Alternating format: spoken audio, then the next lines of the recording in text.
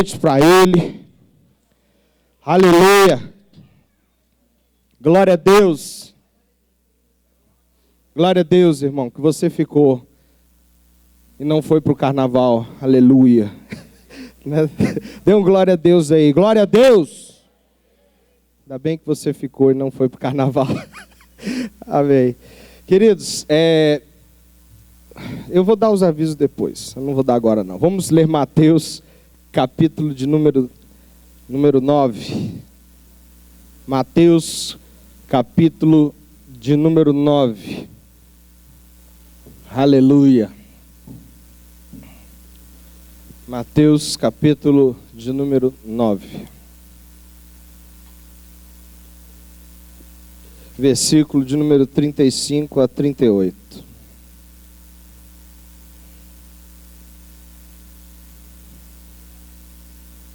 Mateus capítulo 9, versículo 35 ao 38. Todos acharam, irmãos? Quem achou, diga glória a Deus. Vamos ler. Percorria Jesus todas as cidades e povoados, ensinando nas sinagogas, pregando o evangelho do reino, curando toda sorte de doenças e enfermidades. Vendo ele as multidões, compadeceu-se delas, porque estavam aflitas e exaustas, como ovelhas que não têm pastor. Então se dirigiu a seus discípulos, dizendo: a seara, na verdade, é grande, mas os trabalhadores são poucos. Rogai, pois, ao Senhor da seara que mande trabalhadores para a sua seara. Feche os seus olhos. Pai Celestial, nessa noite nós te glorificamos, te bendizemos, te exaltamos, nos colocamos à inteira disposição do Espírito Santo, a fim de que Ele nos ensine, nos instrua, oriente na verdade, na palavra, que é pão, que é alimento para as nossas vidas. Remove e revoga sentenças contrárias à tua vontade. Cumpre tudo que lhe apraz. Meu Deus, que a tua palavra, que é espírito e vida, possa provocar em nós construções, edificações interior para o cumprimento do seu chamado nessa geração, em nome de Jesus. Amém. Glória a Deus. Irmãos, eu já devo ter pregado algumas vezes essa mensagem, e não será a última, com certeza. Não será a última, porque ela tem um caráter muito especial no que se refere à missão da igreja de Jesus Cristo. Para que serve uma igreja? Qual é o objetivo da igreja? Por que nós estamos aqui? Por que estamos reunidos? Então é muito difícil você excluir determinadas coisas quando você fala sobre missão. O que significa missão? Significa objetivo, significa alvo do meu compromisso. E aqui a gente tem uma referência muito importante acerca desse objetivo, dessa missão. Primeiro, no versículo 35, explica a realização de Cristo na terra. Ele percorria as cidades e povoados, ensinando em sinagogas e pregando o evangelho do reino. Eu só quero trazer rapidamente uma contextualização, porque aqui no Brasil a gente tem algumas sinagogas, mas não vem ao caso, né? Em Israel, uma comunidade judaica, a sinagoga era o local do ensino da palavra de Deus. Dentro da religião judaica, a sinagoga era o local onde você entraria em contato com o povo, com a religião oficial. Aqui a gente tem sinagogas, mas é uma coisa muito pequena. né? Uma coisa bem seleta. Nós pregamos o Evangelho num espaço como esse, e não existe nada de especial num local como esse, exceto o fato dele abrigar a comunidade especial de Deus, o povo de Deus, os escolhidos de Deus, os enviados para fora, a eclésia, a igreja de Cristo, você. Você é o especial de Deus, você é a eclésia, você é o povo de Deus, o povo escolhido pelo Senhor. Então, Jesus pregava em sinagogas e também percorria cidades e povoados, ensinando e pregando. Diga, ensinando e pregando. Mais uma vez, ensinando e pregando. Por que eu pedi para você repetir isso? Porque existe uma diferença, só por isso. Ensino e pregação. Ainda que numa pregação exista ensino, são diferentes. Existe uma diferença entre essa proclamação do Evangelho, que é a pregação, o proclamar Cristo. Existe uma diferença entre o ensino, que diz respeito à capacitação dos santos, dos eleitos. Aqui no ensino existe esse preparo, um conjunto de ensinamentos importantes para que você cresça espiritualmente. O crente, ele não pode viver só de pregação, ele precisa de ensino, ele precisa de doutrina, ele precisa de conceitos, ele precisa compreender a palavra de Deus, entender sobre sua missão, sobre o seu papel, sobre uma série de coisas. Então, Jesus, ele se prestava a esses dois tipos de orientação: ensinar e pregar. Ensinar e pregar. Além disso, curando doenças e enfermidades. Não está citado aqui, mas em outras referências, expulsando demônios. A verdade é que a missão de Cristo envolvia cura, de uma forma geral, de uma nação e de um povo doente.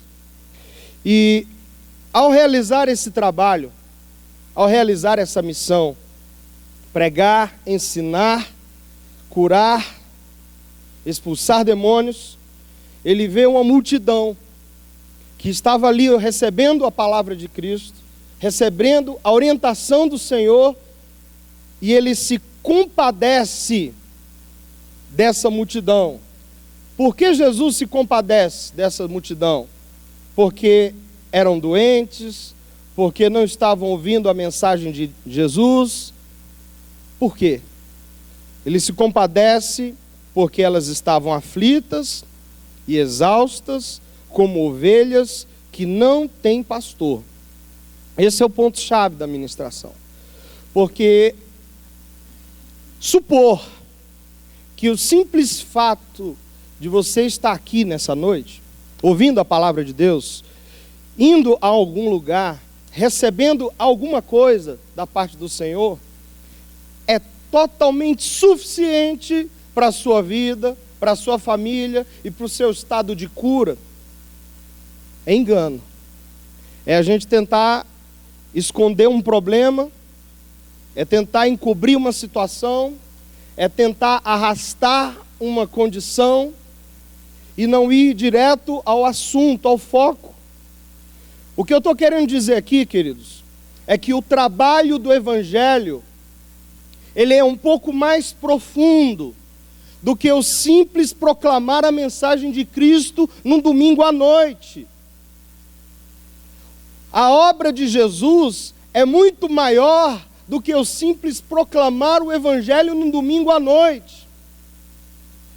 Se nós pararmos apenas nessa condição de achar que a obra de Cristo nessa terra se resume a um domingo à noite, a qual eu estou ali presente, ou na qual eu, como pastor, estou aqui presente, ministrando, ou pregando, ou ensinando, não é o suficiente.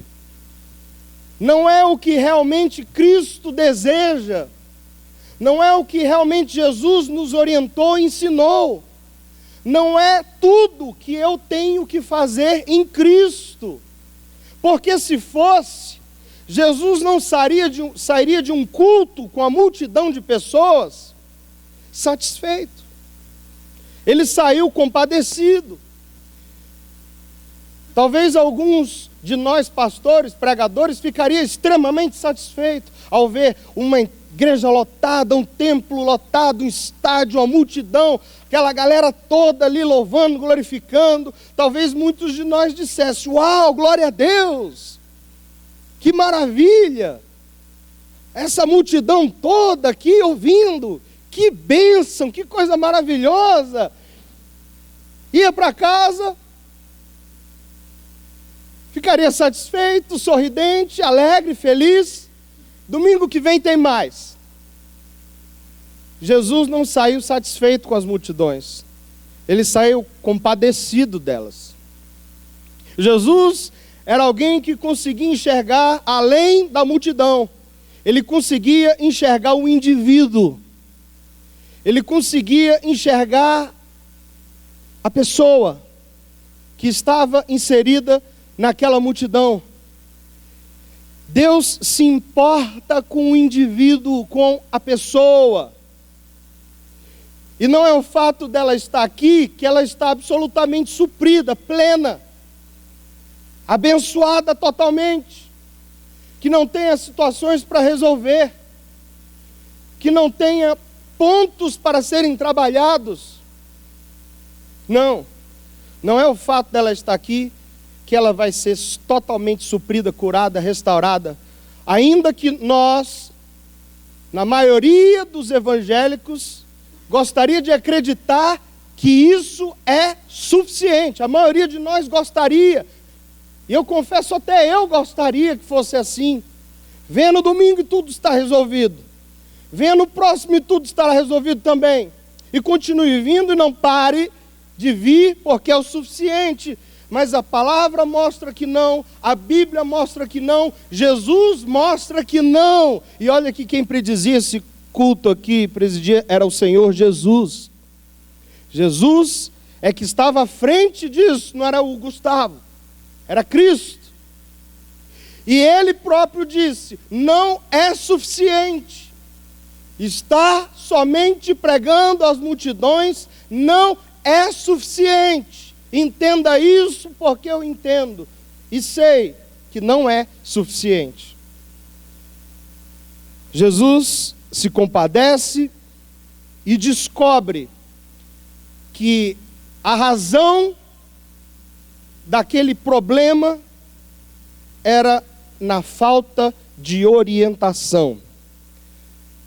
As pessoas, aquelas multidões, estavam aflitas e cansadas, como ovelhas que não têm um pastor. Qual é o papel de um pastor? Orientar, ir à frente, mostrar o caminho, dar direção às pessoas. Isso significa que isso vai muito além de um culto.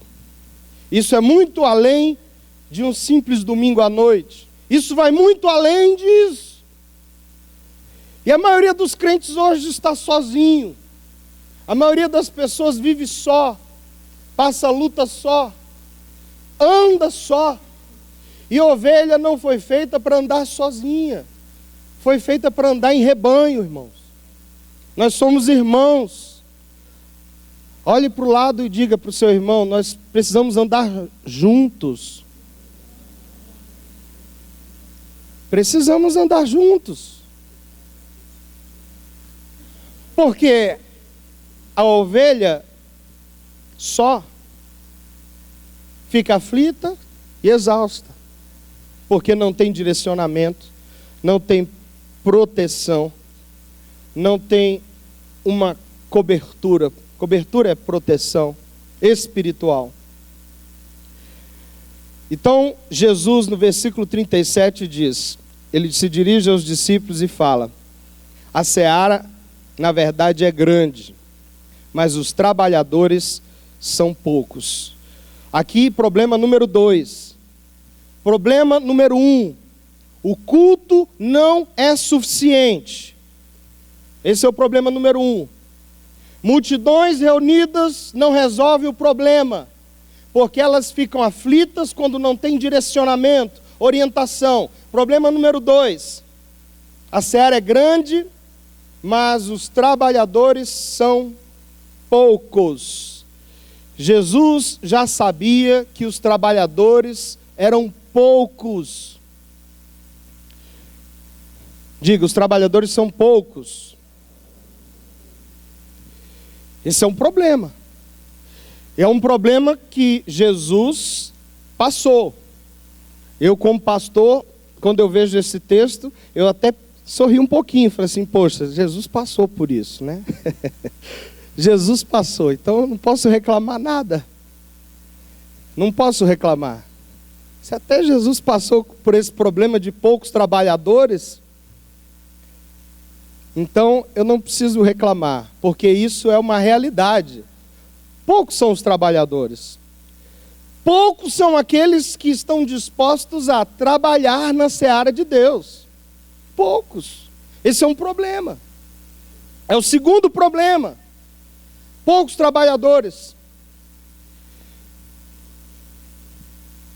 E quando a gente se detém a esse problema de poucos trabalhadores, aí você me pergunta, mas e aquela multidão ali? Aquela multidão estava perdida por falta dos trabalhadores. Perdida, porque não tinham trabalhadores. Aí a gente volta ao problema número 1. O culto não é suficiente para uma multidão. É necessário que existam trabalhadores para lidar com cada pessoa, para ajudar cada pessoa, para orientar um a um. Como eu disse, o indivíduo é importante. O coletivo é uma ilusão. O coletivo é uma vaidade. Se ela não vier acompanhada com uma expressão de importância pessoal. Quantos estão me entendendo? Em nome de Jesus, diga amém. E Jesus, graças a Deus, ele coloca aqui a alternativa para esse problema. Ele diz aqui no versículo 38, rogai, pois, ao Senhor da seara, que mande trabalhadores para a sua seara. Rogai, rogai. Olha que coisa tremenda. Irmãos, quantos aqui são líderes de célula? Quem aqui é líder de célula? Líder. Levanta alto a mão. Glória a Deus. Olha só, gente. Eu entendo que um líder de célula, ele está trabalhando. Ele está cuidando. Ele está orientando o pequeno rebanho. Ele está cuidando de uma forma individual. Ele tem feito isso, ele tem cumprido esse projeto de Cristo, de cuidar das pessoas, de uma forma pessoal. Conhecer pelo nome, se importar, orar pelas necessidades, apoiar individualmente, não apenas se contentar com o coletivo. E o grande segredo para modificar a situação dos trabalhadores não é eu chegar aqui na frente e pagar sapo para você, igreja, né, o verdadeiro sermão, pastor dando sermão na igreja. Irmão, tem que trabalhar, vai trabalhar, rapaz, vai trabalhar na obra de Deus, vamos trabalhar, trabalha, rapaz. Isso não resolve. Eu tenho descobrido nesses dias que forçar a barra não resolve nada, porque a obra de Deus ela é feita pelo Espírito Santo de Deus. Quem move um ser humano é Deus. Quem levanta, quem abate, quem coloca no alto, em cima, quem faz isso é Deus. Se não tiver Espírito Santo de Deus nessa obra, não tem obra. Às vezes a gente tenta fazer na carne, irmão, eu confesso, às vezes eu tento fazer na carne, na raça, no peito, na coragem. Só me canso, me desgasto, me aborreço, me enlouqueço. E aí Deus fala aqui na sua palavra de uma forma simples, que o segredo da coisa, para que ela mude, para que o cenário mude, rogue ao Senhor da seara que mande trabalhadores para a sua colheita, para a sua seara. Porque a seara é grande, diga, a seara é grande. Diga, a seara é grande. Diga, a seara é enorme. Irmãos, já passamos de 6 bilhões de habitantes? Há muito tempo, né? 7 bilhões já, né? 7 bilhões de pessoas no planeta. 7 bilhões de almas que vão morrer nos próximos 70 anos. E o que será delas? Enquanto isso, a gente está pulando carnaval.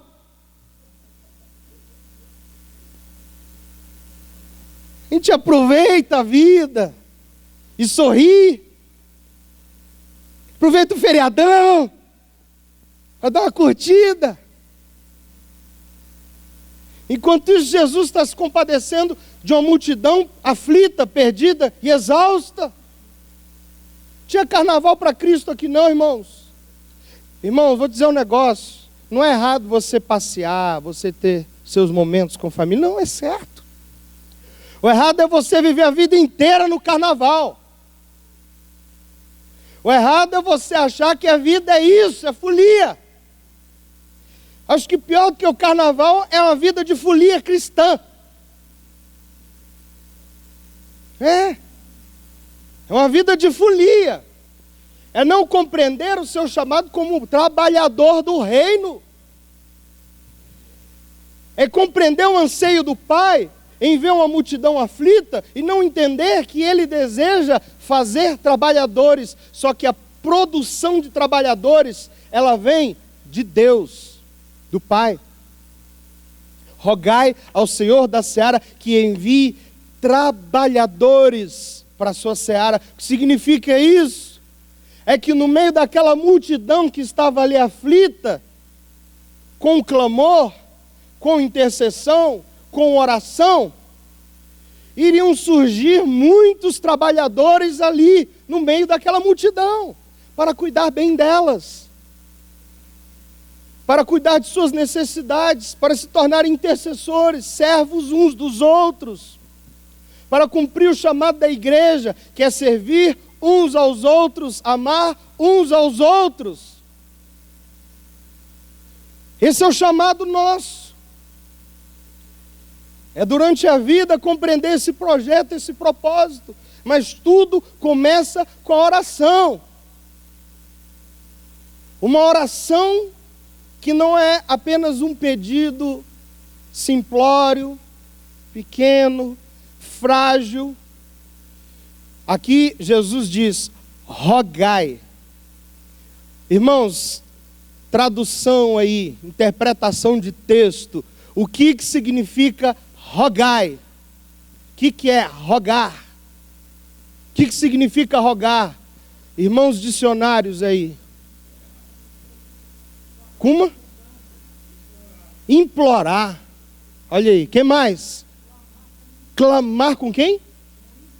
Com instância, perseverante, com força, com súplica. Vocês entendem isso, irmãos? Rogai. Rogai é algo intenso, é algo profundo, é algo urgente, é algo necessário, é algo intenso, é algo aflito, é algo que representa o coração de Cristo nesse instante compadecido. Compadecido. O coração de um trabalhador é compadecido. Um coração de um pastor precisa ser compadecido. Um coração de um obreiro precisa ser compadecido. Uma oração de um trabalhador precisa ser compadecida. O Evangelho tem perdido isso. Os crentes não se compadecem. Os crentes não oram, os crentes não jejuam. E quando jejuam, jejuam por si mesmos. Jejuam por sua vida maldita. Enquanto isso, eu entendo que quando eu cumpro o mandamento de Deus, a vontade de Deus, Ele me supre em todas as áreas da minha vida. Buscai o reino de Deus em primeiro lugar. Entrega o teu fardo para Cristo e toma o dele, que é leve. É leve. Pare de fazer campanha por você. Pare de jejuar por você. Pare de orar por você. Pare de fazer alguma coisa por você. Faça para os outros. E deixa Deus cuidar da tua vida melhor do que você, irmão. Deixa Ele abrir porta na sua vida. Fazer o que Ele quiser fazer. Dar suprimento, dar tudo o que você precisa para a sua família. Para com isso. Se compadeça com a vontade de Deus. O resto é dele. Ele que faz. Você está na mão do Senhor. Ele cuida de você. Melhor do que você. Melhor do que você. Mas coloque um fardo no teu coração. Coloque um compadecer no teu interior. Hoje em dia, as igrejas estão cada vez mais carentes e mais aflitas, os evangélicos são cada vez mais aflitos e mais carentes, cada vez mais necessitados. Está errado. Está errado. O cristão trabalhador recebe muito de Deus para ele e para os outros. Ouça essa palavra em nome de Jesus.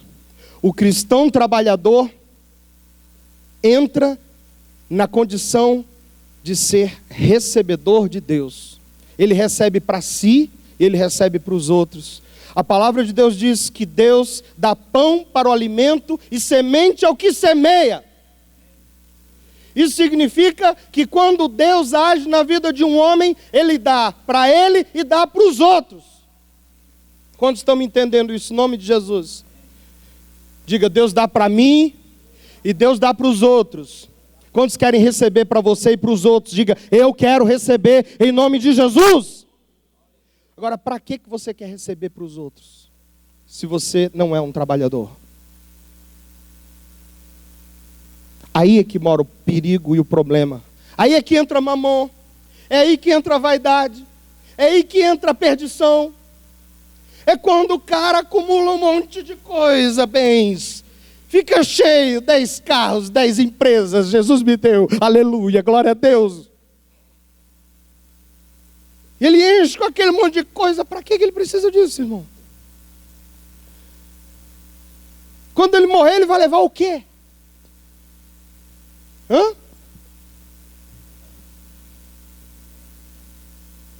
Daqui a 80 anos no máximo, aqui eu não sei a idade de vocês, mas no máximo todo mundo vai estar na cova. Você vai levar o quê, irmão? Pelo amor de Deus. Para que você quer abundância? Hã? Para quê? Eu vou dizer um negócio, irmão. Só tem sentido abundância se for para semear e distribuir. Tudo. Tudo. Tudo. Tudo. Vai distribuindo tudo, irmão. Vai trabalhando, vai ajudando, vai apoiando. Consciência cristã tem se perdido nisso. Enquanto isso, um povo exausto que precisa de direção, de orientação, de palavra. Um povo exausto. E Jesus diz, rogai, suplicai ao Senhor da seara que envie trabalhadores. É nossa missão rogar por esses trabalhadores todos os dias, irmão. Todos os dias. Vamos fazer isso agora. Feche seus olhos, levante suas mãos bem alto, bem alto. E diga assim, Jesus, Jesus, Jesus, envia trabalhadores. Por favor, por favor, envia trabalhadores. Em nome de Jesus. Dê uma salva de palmas ao Senhor.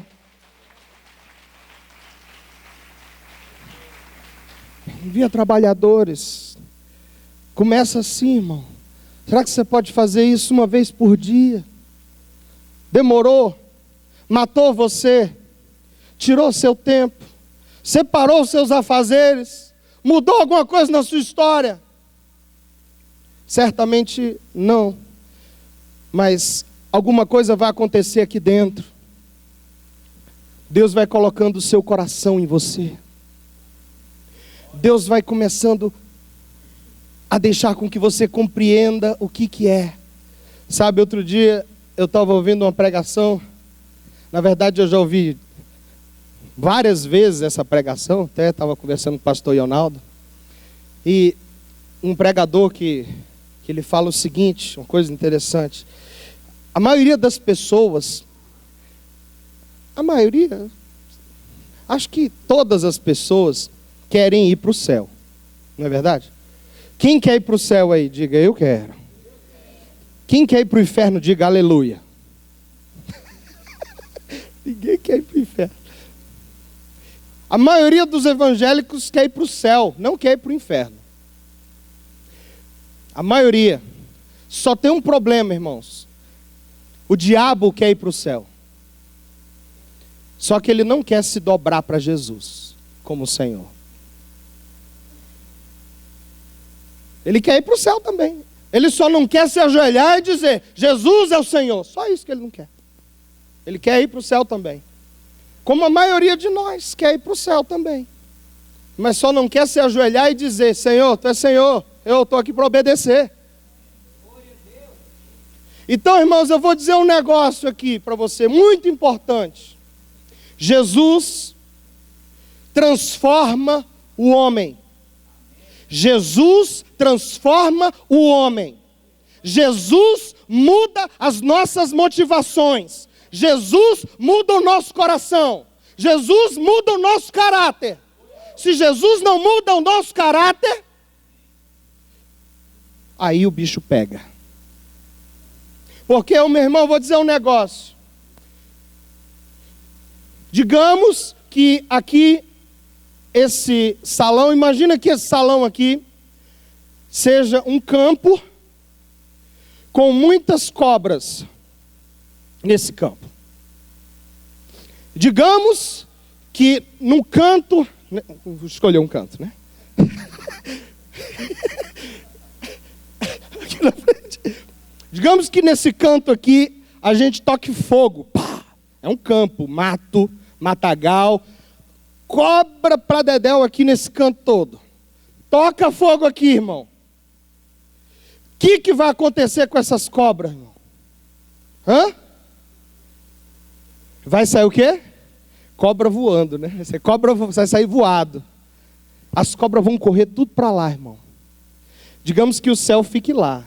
E o inferno fica aqui. Coloca fogo aqui, pá! As cobras vão tudo para lá. Só que quando elas chegam lá, elas continuam sendo cobras. Não mudou nada. Continua sendo cobra.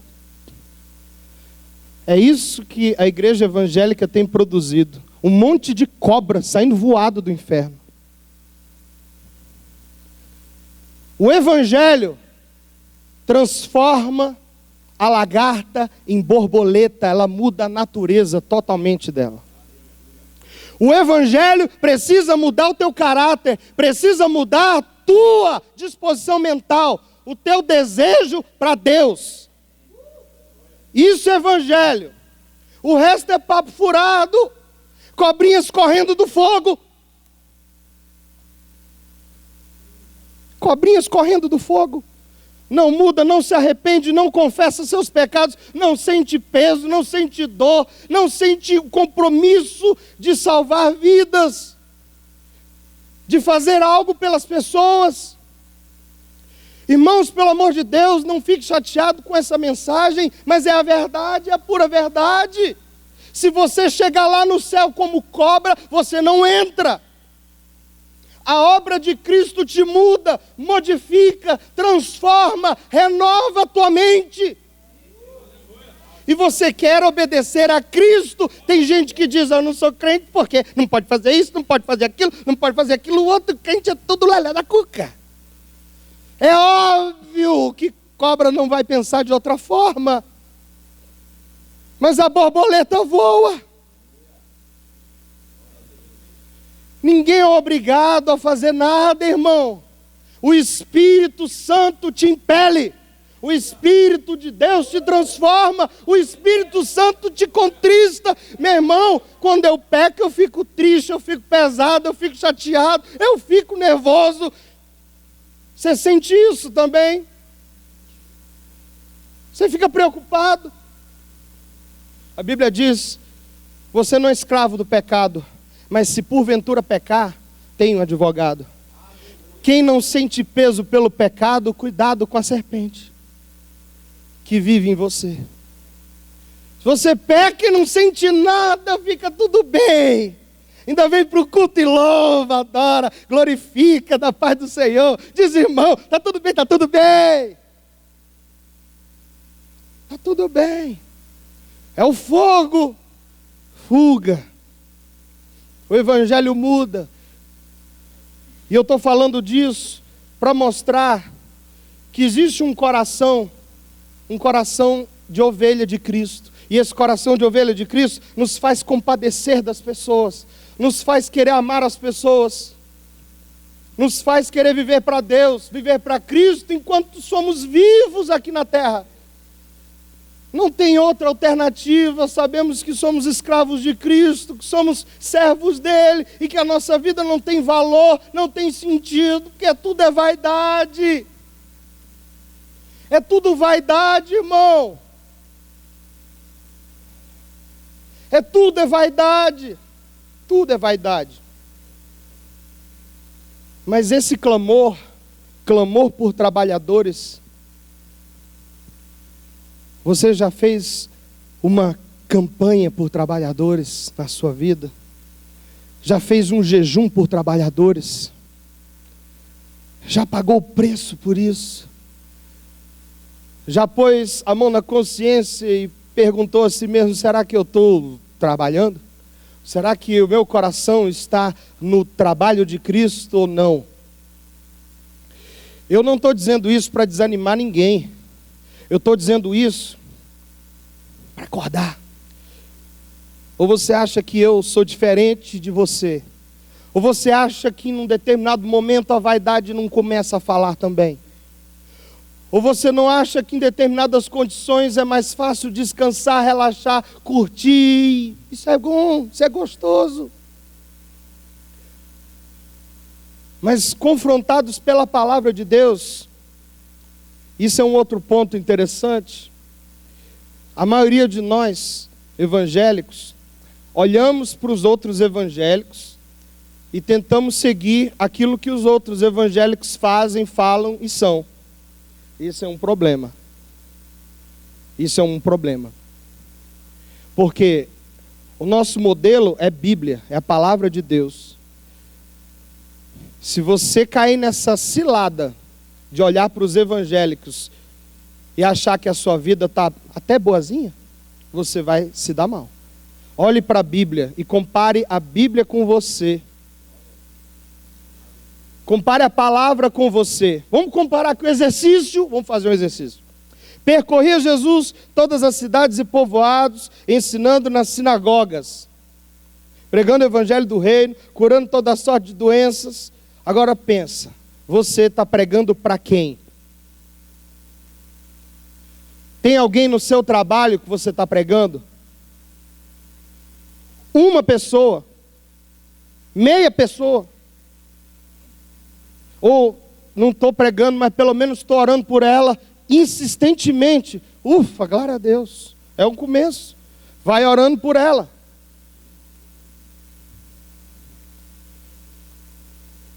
Pela sua família. Ah, pastor, sempre quando tem aqui o profético, no final a gente levanta a mão para a nossa casa, né? É de rir, né, irmão? É de rir. Se o irmão esquecer de fazer isso, então, né? Se esquecer de levantar a mão para a família, a culpa é do irmão. A culpa é do irmão, não é minha, não. Hã? Queridos, eu estou dizendo isso com muito carinho para vocês, porque eu sei que esse tem sido o meu clamor aqui durante esses dias. Deus manda trabalhadores para a seara. Manda trabalhadores para a seara. Manda trabalhadores para a seara. Eu estou desesperado. Desesperado, falando com Deus. Deus, manda trabalhadores para a seara. Aí Deus fala assim, olhe para essa galera aí. Olha para o povão. Olha os trabalhadores aí. Dá uma olhada no trabalhador chegando. Dá uma olhada para ele assim, dá uma encarada assim. Fala assim, olha, você não veio hoje aqui por acaso não. Fala para ele aí. Fala, você não veio por acaso não. Fala para ele. Não foi por acaso não. Não finja que não é com você. Não faça de conta que a Bíblia não está escrita. Não imagine que eu acho que falou com outro aqui. A palavra foi para o irmão. Estou lembrando de um irmão agora. Ó. Se tivesse ouvido essa mensagem. Não, irmão. A mensagem é para você. A mensagem é para mim. A mensagem é para os pastores. Não pense que os pastores, só porque são pastores, já tem vaga garantida no céu. Se não se importarem com gente, vai tudo para o inferno.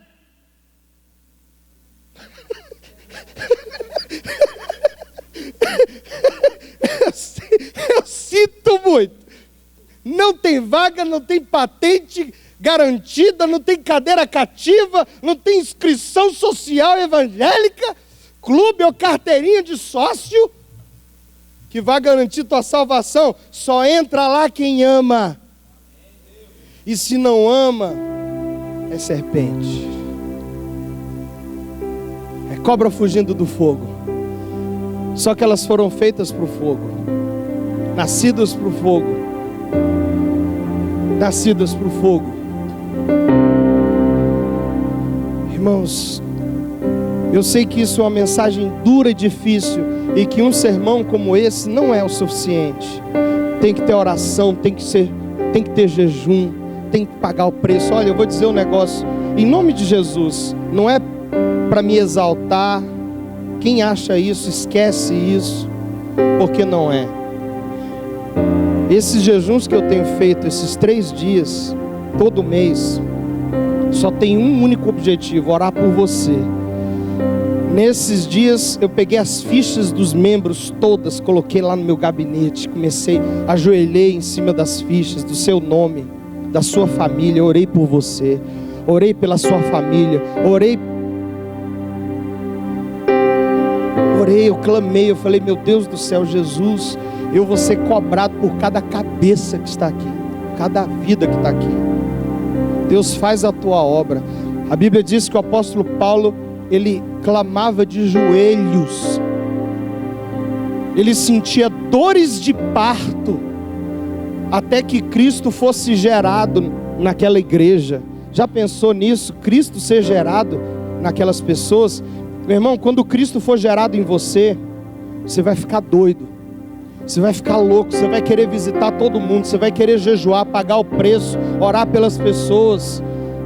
Meu irmão, se Cristo for gerado dentro de você, você vai ter um fogo dentro de você, você não vai conseguir controlar esse negócio, porque não é você, é Deus em você.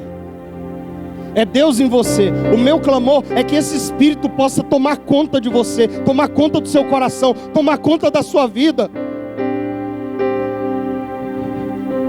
Eu lembro quando isso começou a acontecer comigo no passado.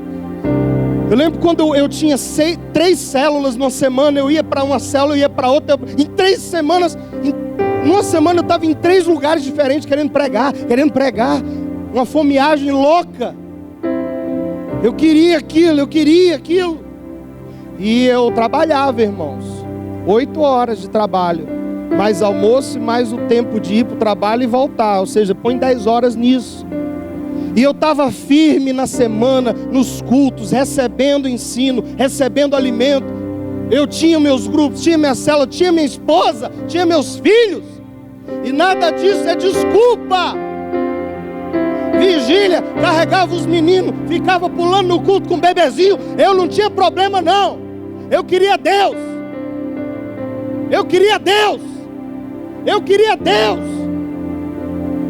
Belzinho pulou muito no meu colo. suave igual tampa de marmita, com ele no meu colo. Pulava, mas eu sabia que aquilo ali era o Espírito Santo de Deus agindo em mim. E quando eu deixei de me importar por uns tempos, tudo isso foi morrendo. E eu descobri que não existe cadeira cativa. Você pode ser um diácono, um pastor, um presbítero, um evangelista, seja lá o que for, ter carreira, ter feito sucesso, história, ter formado discípulos, ter implantado igrejas, mas se você parar, você morre. Morre. Quanta gente já morreu, mas Cristo pode ressuscitar. Irmãos, em nome de Jesus, eu creio que Deus quer fazer uma obra aqui hoje.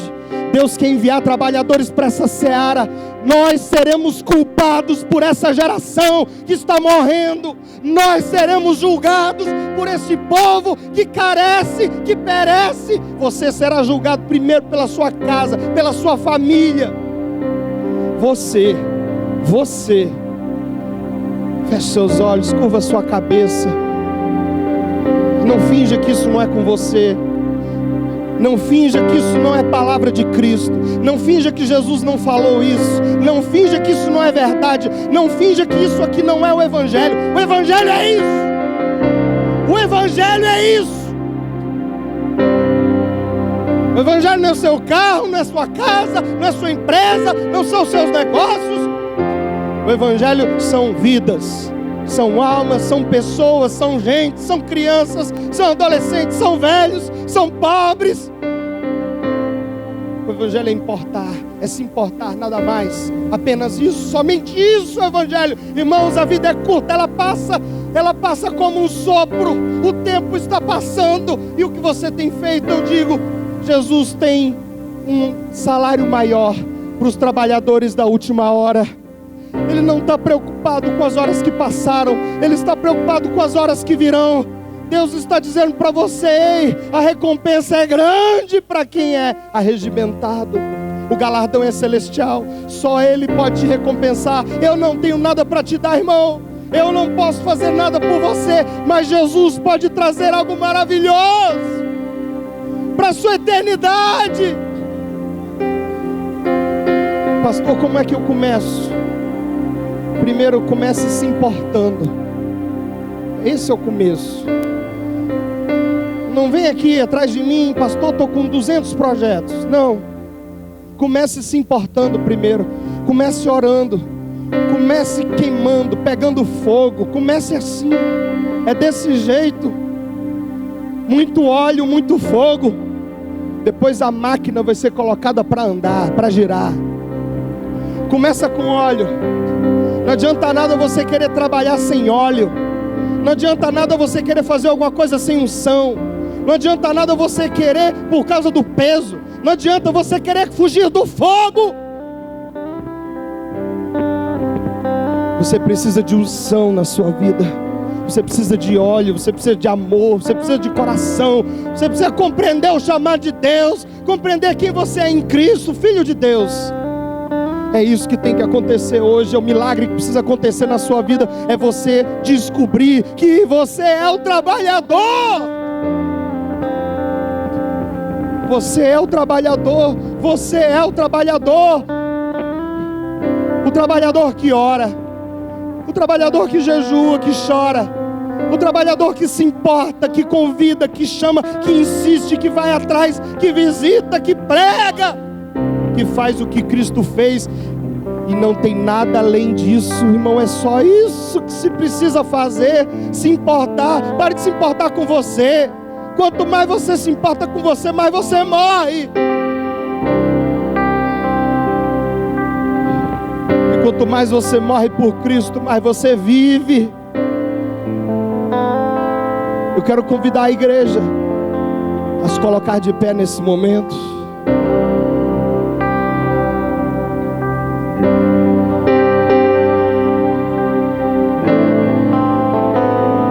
Feche seus olhos, levante suas mãos para os céus. Rogue ao Senhor da seara. Rogue agora. Rogue, irmão, rogue. Faça o seu rogo. Faz o teu clamor aí, irmão. Deixa de conversa tímida. Roga de verdade, com intensidade, com paixão, com paixão, com vontade. Fala: Deus, o Brasil precisa de trabalhadores. Eu creio em avivamento. Eu creio que o Espírito Santo pode visitar o Brasil, de verdade.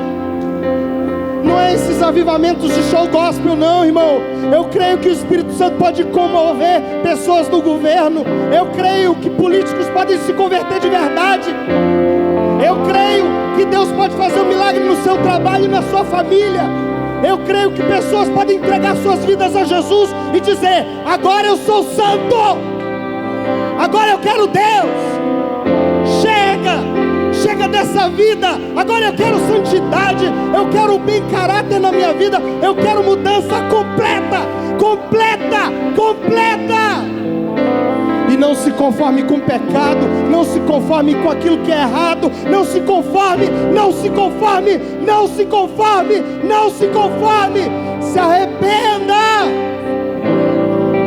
Se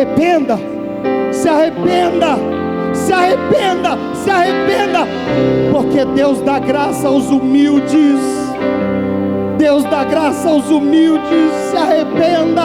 Se arrependa de verdade, se arrependa de todo o teu coração.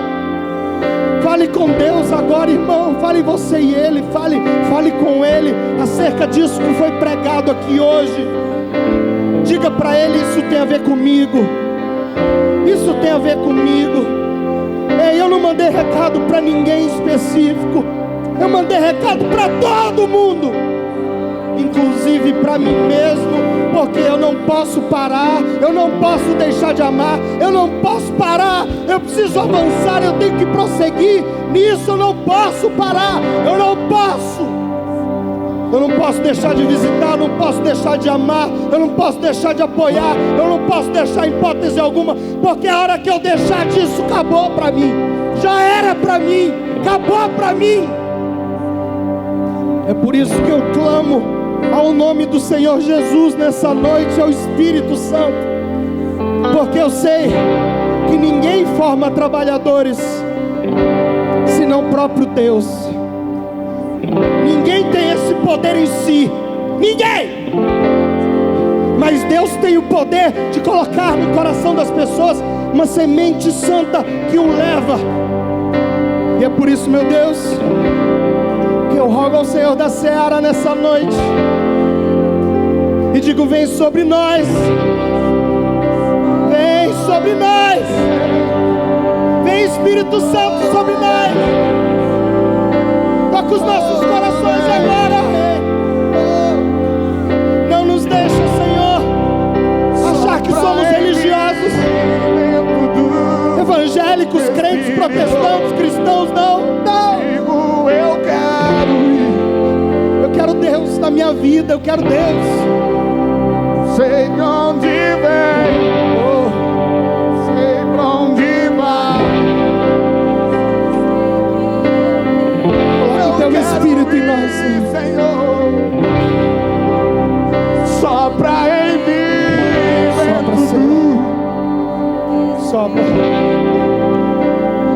Sopra, Espírito. Sopra, Espírito em nós. Enche, faz encher. Eu não sei de onde vem. Muda o destino dessas pessoas. Pra onde vai.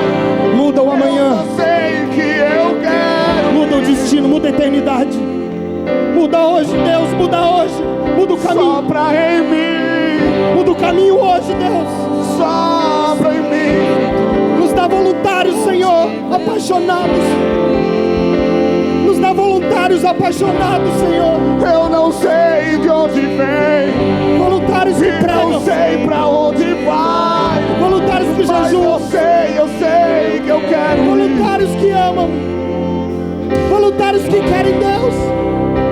Sopra em mim. Sopra, Espírito, sopra, Espírito. Vem, sopra em mim. Sopra em mim. Vem. Eu não sei de onde vem.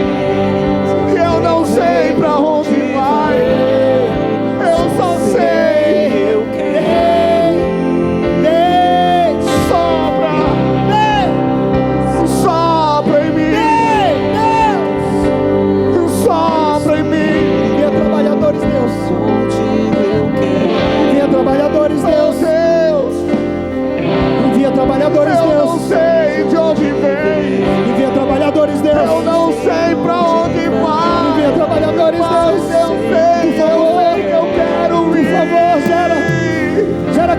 nós, Senhor. Gera Cristo em nós, Senhor. Gera Cristo em nós, Senhor. Gera Cristo em nós, Senhor. Gera a tua santidade em nós, Senhor. Gera o teu amor em nós, Senhor. Gera a tua santidade em nós, Senhor. Gera Cristo em nós, Senhor. Gera Cristo em nós, Senhor. Gera Cristo em nós, Senhor. Gera Cristo em nós, Senhor. Gera Cristo em nós, Senhor. Gera Cristo em nós, Senhor. Gera Cristo em nós, Senhor. Gera Cristo em nós, Senhor. Sopra em mim, Senhor. Em mim, Senhor. Em mim, Senhor. Em mim, Senhor. Em mim, Senhor. Oh, em mim, Senhor. Oh,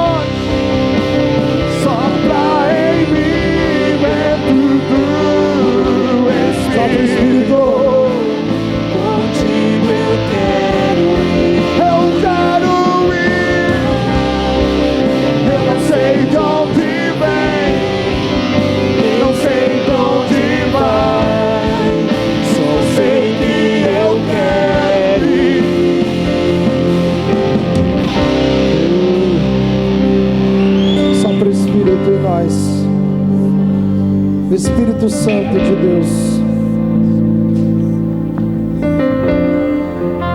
sopra em nós, meu Deus, por favor. Gera em nós, Senhor. Gera nessa igreja, Senhor. Nós não estamos mais preocupados com as multidões, mais do que o Senhor pode fazer com cada indivíduo, o que o Senhor pode fazer com cada pessoa,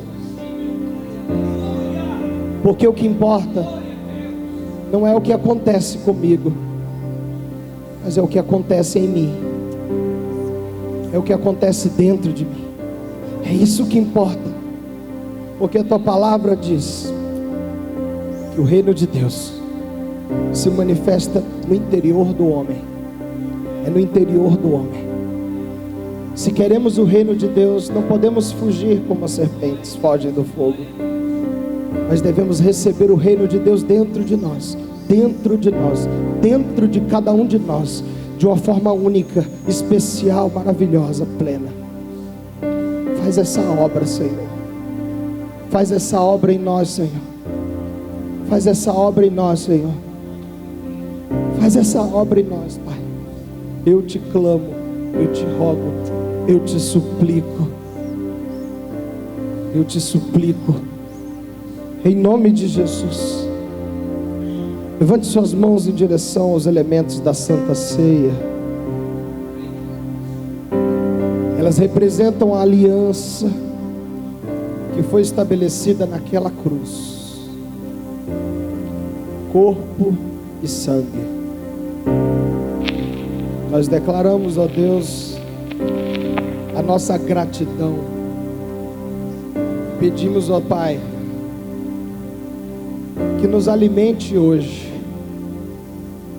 não o físico, porque o que precisamos é de alimento espiritual.